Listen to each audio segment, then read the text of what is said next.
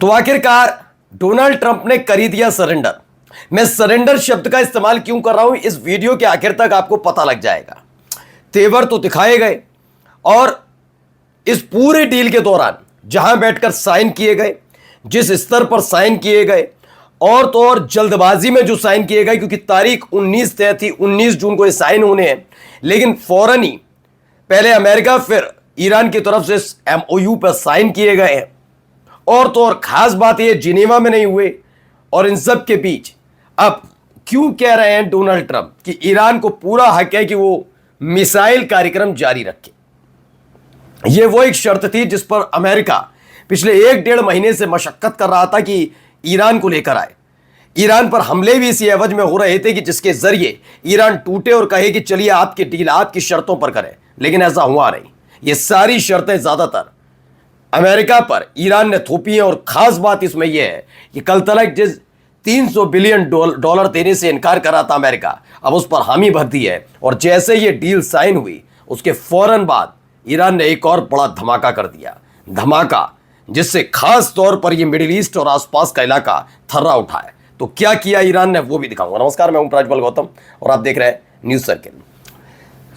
खबर तो आपको मिल गई होगी कि हाँ भाई दोनों के बीच हुआ। वो तो हमने वैसे भी आपको बताया था कि डील साइन होनी है, तमाम चीजें, लेकिन जो पेचीदगियां है उस डील से जुड़ी हुई वो बताना समझाना बहुत ज्यादा जरूरी है।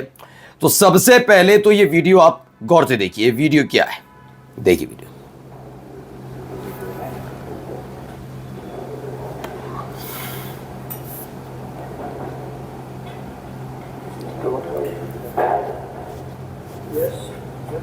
Bravo.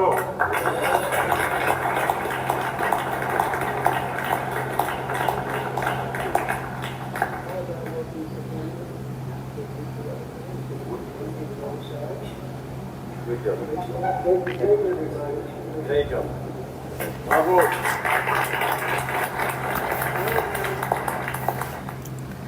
अब आपको 2-3 चीजें इसके बारे में समझा देता हूं।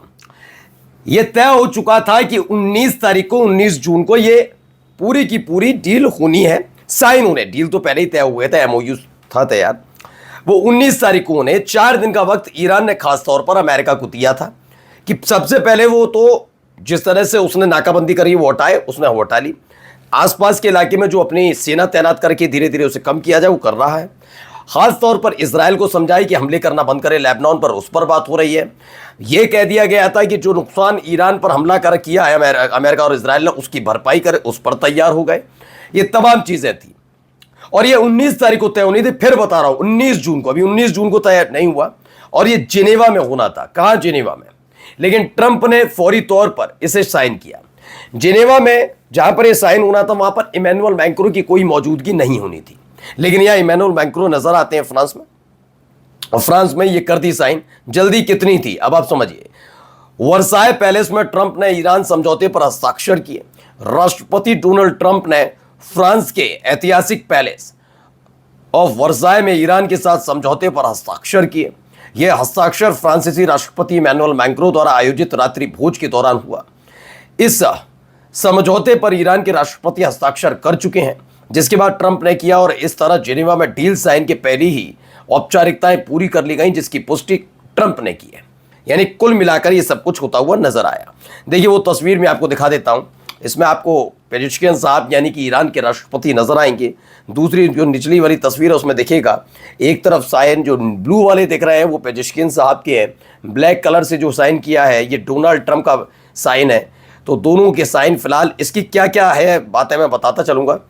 आरटीआई खबर है, Iran president Pezeshkian sign MoU between Washington and Tehran, Trump signature clearly visible on paper, जिसमें साफ साफ नजर आ रहे हैं। देखिए ये वो तस्वीर IRNA की इमेज है। इसमें पेजेश्कियान साहब दिखाते हुए कि हाँ इस पर बातचीत हुई है, ठीक है ना। ये एक तस्वीर जिसमें वो दिखा रहे हैं कि एमओयू साइन कर लिया गया है ईरान और अमेरिका के बीच। ये एमओयू ईरान के राष्ट्रपति पेजेश्कियान ने अमेरिका के साथ एमओयू साइन किया। पेजेश्कियान ने एमओयू के साथ तस्वीरों को जारी भी किया। ये खबर भी निकलकर सामने आई है, ठीक है। अब आते हैं अगली खबर पर। खबर क्या है ये देखिए। We'll be working on a parallel effort with the Gulf nations to address non-nuclear issues such as the conventional ballistic missiles, which we'll be talking about, सुनते जाइएगा। and support. I mean, they have to have some because other people have some. They got to have some. Somebody said you shouldn't give them one. I mean, I have guys. I like some of these guys, but I don't think they're smart. Sir, you shouldn't let them have any missile. I said, well, what am I going to do? Am I going to let Saudi Arabia have missiles, but they can't have them? Yes, sir. It doesn't work that way, you know.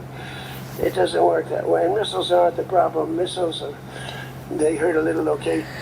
दरअसल ये जिस ballistic missile programme के बारे में बोल रहे हैं, उस बैलिस्टिक मिसाइल प्रोग्राम को लेकर सबसे ज्यादा डर अगर किसी में था, मैं न्यूक्लियर वेपन की बात नहीं कर रहा हूं, बैलिस्टिक मिसाइल प्रोग्राम है ईरान का, क्योंकि बैलिस्टिक मिसाइल से सबसे ज्यादा नुकसान इजराइल और अमेरिका को हुआ। इजराइल ने इसी बैलिस्टिक मिसाइल प्रोग्राम को भी शर्त में, इस डील इसमें नहीं, इससे पहले जो डील हो रही थी उसमें जुड़वाने की कोशिश की थी कि ईरान जो है वो परमाणु न्यूक्लियर वेपन तो बना ही नहीं, बनाए, वो तो बना भी नहीं रहता।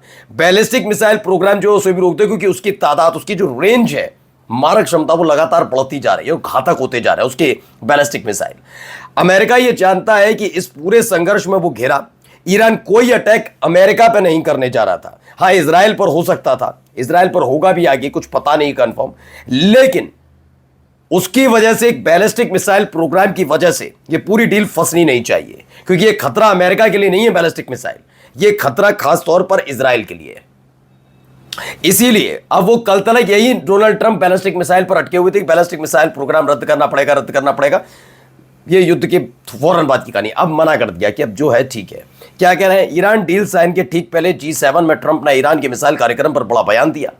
ईरान के बैलिस्टिक मिसाइल कार्यक्रम का बचाव करते हुए कहा कि ईरान के पास भी कुछ मिसाइलें होनी चाहिए, क्योंकि क्षेत्र के अन्य देशों के पास भी ऐसी क्षमताएं हैं, उन्हें कुछ तो रखनी होंगी, क्योंकि दूसरे देशों के पास भी हैं, ट्रंप ने कहा, और उदाहरण के तौर पर सऊदी अरब और कतर का उल्लेख किया। ट्रंप ने आगे कहा कि मिसाइलें कोई ग्रह नहीं उड़ा देती, वे सिर्फ एक छोटे इलाके को नुकसान पहुंचाती हैं। इस आधार पर वो बैलिस्टिक मिसाइल प्रोग्राम का समर्थन कर रहे हैं। वो बात अलग है कि क्या इजराइल इसे सपोर्ट करेगा, क्योंकि इसी MOU को देखने की इच्छा नेतन्याहू ने जताई थी। ईरान से तो मांग नहीं सकता, ट्रंप से मांगा, अमेरिका से मांगा, अमेरिका ने मना कर दिया, कोई MOU आपको नहीं दिखा रहे, क्योंकि लेबनान को लेकर धमकी दे रहे हो ना, रखो अपनी।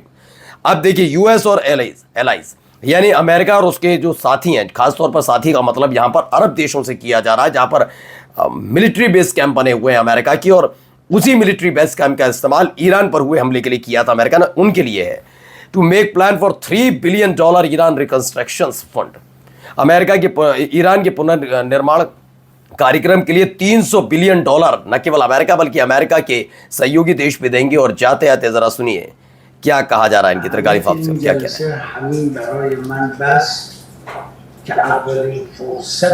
है।